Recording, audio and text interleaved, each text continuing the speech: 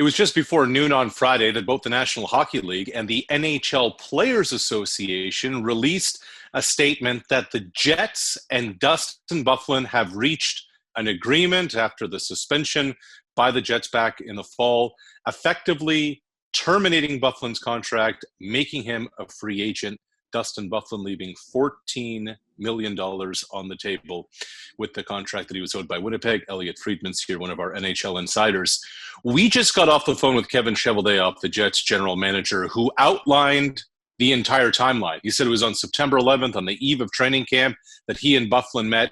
At that point, Dustin Byfuglien told the Jets GM, I don't know if I have the desire to go through this again. Another 6-7 month grind of playing professional hockey. And ultimately, Elliotte, I thought what was most interesting is that from Cheveldayoff's standpoint, at no point did Byfuglien say, look, this is about getting out of Winnipeg and requesting a trade. That was interesting to me. And first of all, I did appreciate the fact they went through the timeline, because I think a lot of us were flying kind of blind. We didn't really know what the entire situation was. We were bits and pieces. We thought we had a good idea, but we didn't know everything. And I did hear rumblings at times that Byfuglien would welcome a trade and maybe try to start somewhere else. But, Cheveldayoff cleared that. He said it was never about that. And I think at some point in time, I think we all kind of agreed that that was going to be a situation where it all came down to whether or not Byfuglien really wanted to play. And Arash, we don't know the answer to that question. I thought the GM had a good point. There's only one guy who can answer it, and that's Byfuglien. And I'll say this. I think teams will be interested. I wouldn't be surprised if they've already reached out to his representative to gauge his interest. But I don't know at this time that anybody really expects that Byfuglien will play again. So to me, if someone's owed $14 million, and if you want to play, why not play out this deal rather than rolling the dice and risk in free agency, especially when you're coming off an ankle procedure and so many questions surrounding your status? I think, Arash, that part of it is that Byfuglien is a unique guy. Sure. His road to the NHL, he beat a lot of obstacles for a lot of different reasons. Yes, he left $14 million on the table, Arash, but he also made a lot more money than I think he ever thought he would get or need. Mm-hmm. So, I have to say that I kind of admire a person who can say, you know what, I'm doing it my way. Yeah, and no Dustin question. Byfuglien did it his way. And I think a lot of people might look at what he left on the table. I think he's the kind of guy who looks at it, hey, I like to hunt. I like to fish. I can take care of my wife. I can take care of my kids. I can take care of my family. I can take care of the people that mean a lot to me. I got what I need. And I can take care of my body. And I can take care of my brain. And I can take care of all the things that I want to do after hockey and later in life. And I think one aspect of all this, Elliotte, that's really important for people to understand, and I didn't until I got a taste of working in a front office of a football team for a couple of years, is that when you report to camp for 7 months, it is all-consuming. Mm-hmm. Every bit of you is dialed in to this task at hand, and it's a daily battle. It's treatment, it's lifting, it's practice, it's recovery.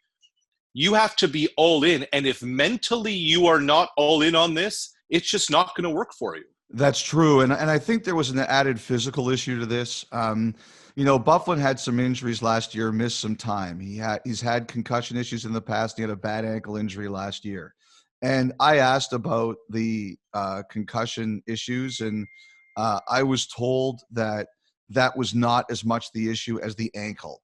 And one of the reasons that there was a battle this year for a while that looked like it might go to a grievance is because Byfuglien signed his year-end physical last year that said if he was ready to go to play, like he basically said, I'm healthy enough to play.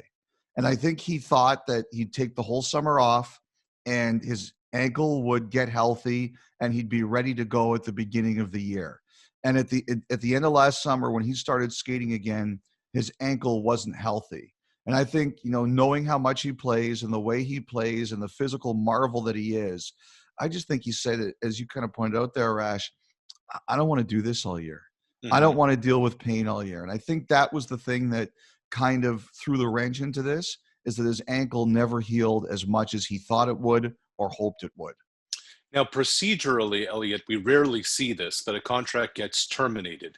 Mm-hmm. This would require both the team and the Players Association, or the league and the Players Association. How would this effectively go so there's no cap circumvention and that everything is all systems go? Yeah. Basically, it was out of the team's hands. Once they did the suspension, one of the reasons Cheveldayoff did not speak a lot during the year about it is that it was out of his hands. It was between the Players Association and the league to sort it out. And one of the things they had to do was reach the mutual agreement. And the other thing that was an issue here was there was a grievance on the table. And the league was very confident it was going to win it, especially once Byfuglien was not able to play. And I think they had to go over some language that said that whatever the outcome of this particular situation is, it will not affect any further grievances at all. It will not be used as precedent. And I think that was something else they also had to come to agreement to as well. Now, on the hockey side for the Jets moving forward, who knows when this season may restart, if it does at all. Yep. And I asked Kevin Cheveldayoff about it, and he said he has no idea. He said he's reading as much in the media about what may happen than anywhere else and any other communication from the league. But looking ahead, next season, this opens up some cap room for the Jets. Yes, and that was one of the big issues this year. I think there were times this season they wanted to see if they could solve some of their holes on their defense, particularly early in the year, and they just didn't have the ability to do it because of Byfuglien's $7.6 million cap hit and the fact they knew they had to be prepared in case he came back. Now there will be the option and the availability for them to do it. I mean, Arash, we don't know. I assume the salary cap artificially is going to be kept around 81.5. I think they're going to make deals to keep it close to there, and we'll see what that means for the Jets. But yes, they will have a bit more flexibility that they didn't have last year to address anything they want to address. Dustin Byfuglien was one of the first players who locked in with the Winnipeg Jets when they made their return to Manitoba. He signed a contract extension. He bought a house.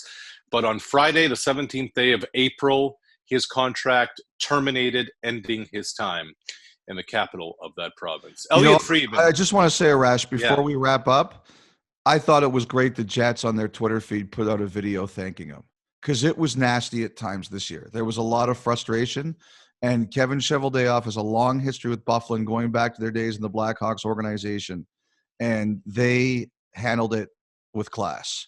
It would have been easy to pile dirt on him. They didn't do that, and I thought that deserved a lot of credit, and I also love the touch of the Viking helmet above your head. I thought you'd like the Ottawa Renegade helmet even more. No, I you know me. You and me are Vikings forever, man. A lot of pain. A lot of pain. All right, Freach. Appreciate it, man. All right, take care, bud.